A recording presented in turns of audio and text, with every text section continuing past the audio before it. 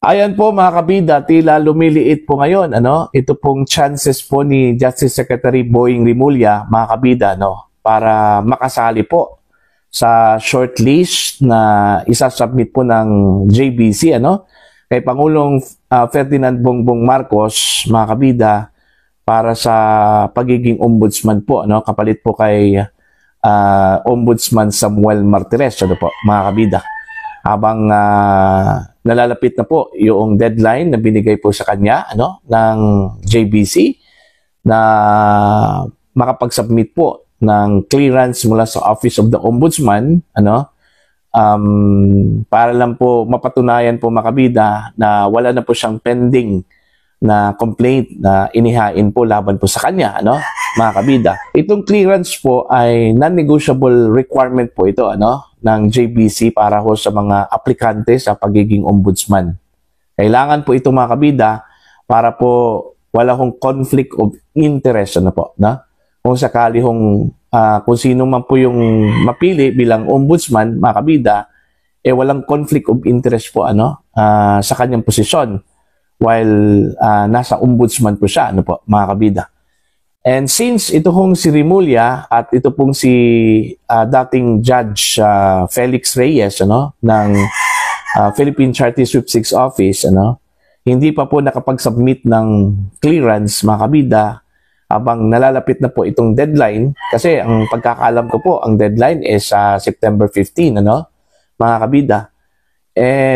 Mas lalong mahihirapan ito hong si Justice Secretary Rimulya dito, mga kabida, dahil kumpirmado na po, ano, na naghain na po ng opposition ito pong si Senator Amy Marcos, ano po, no, sa JBC para lang po ma-disqualify ito pong si Rimulya, mga kabida, sa pagiging kandidato ho sa pagka-ombudsman, ano po, mga kabida, ano po, no? Eto, babasahin ko lang po ito pong post po ni Kifi Chu. Alright? Ito po ay message po ni Daryl Yap, ano, mga kabida, na nanggaling naman po kay Senator Amy Marcos, na address po ito para ho kay Crisette Laurette Chu or Kipi Chu, mga kabida, ano. Alright, ang nakasaad po dito sa post ni Daryl Yap na shinare po, mga kabida, no, ni Kifi Chu. Okay, babasahin ko lang po, ano po, na?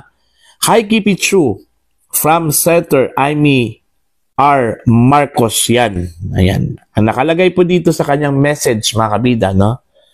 Daryl, please tell Crisette I filed opposition derogatory at JBC na. Can't file MR at Ombudsman at wala pang desisyon. Ayan. So, nakapag-file na po ng opposition ito pong si Senator Amy Marcos, ano, sa JBC, opposing Secretary Rimulya, ano, na may sali po doon ho sa shortlist, ano po, ng ombudsman, mga kabida, ano po, na? So, ang kanya pong ground po dito, ano, sa aking pagkakalam po, mga kabida, kung bakit ho nag-file po ng opposition.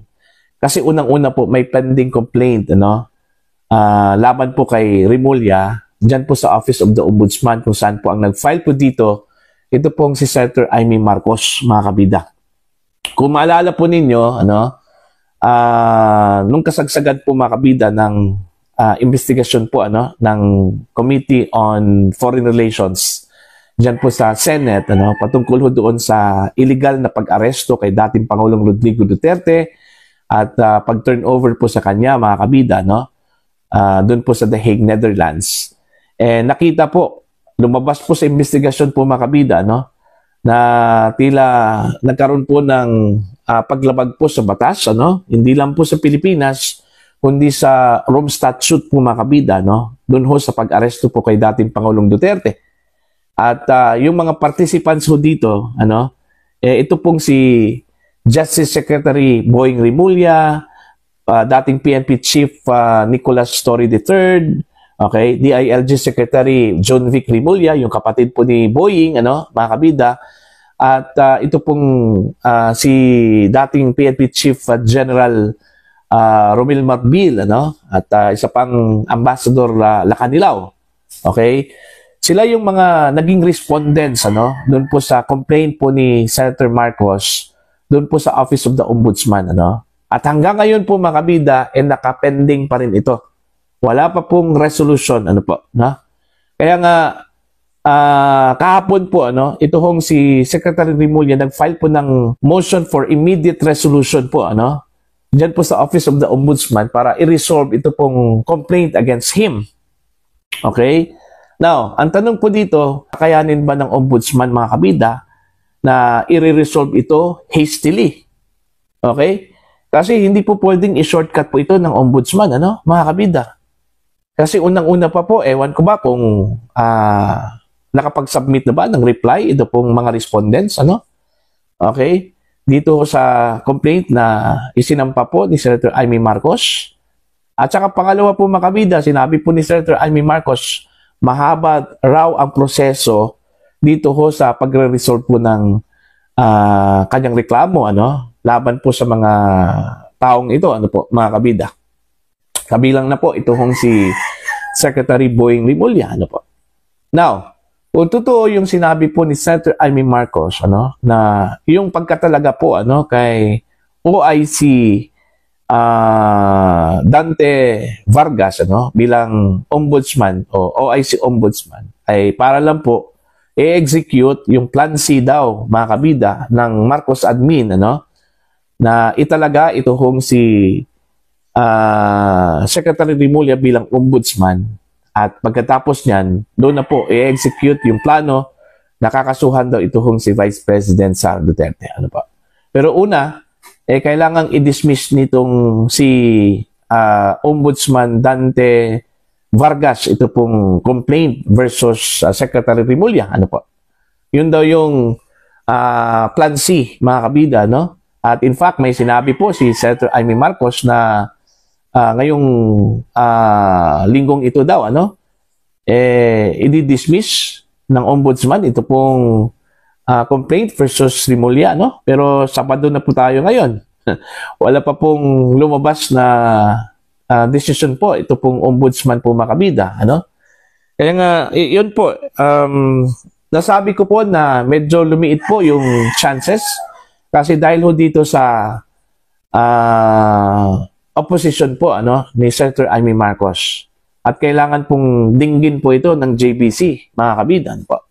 At baka po ito po yung magiging dahilan po na mag-atubili, ano? Ito pong ombudsman na i-resolve ito hastily. Kasi may pagdududa na po ano? Bakit daw tinanggal yung previous OIC ng ombudsman, mga kabida? Ang sinabi po ni Senator Amy Marcos dahil hindi daw ito kayang hawakan sa lieg. Alright? Kaya nga ang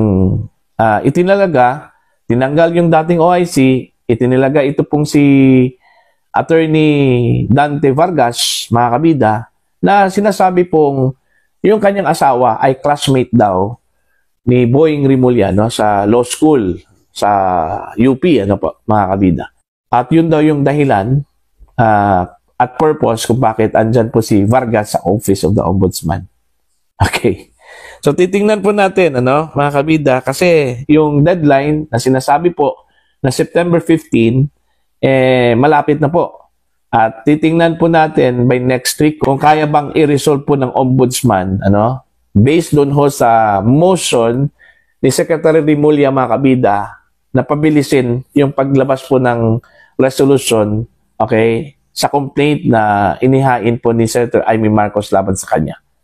Kung maglabas po ng resolution po ang ombudsman next week at ito po ay papabor po, mga kabida, no, kay Secretary Rimulya, alam na po natin kung bakit po, mga kabida, no. So buti na lang po, ano, inilabas po ito ni Senator Amy Marcos yung babala, no, para at least parang preemption po ito, mga kabida, no, sa posibleng mangyari po, ano, doon po sa complaint po niya laban po kay Secretary Rimulya, mga kabida, ano.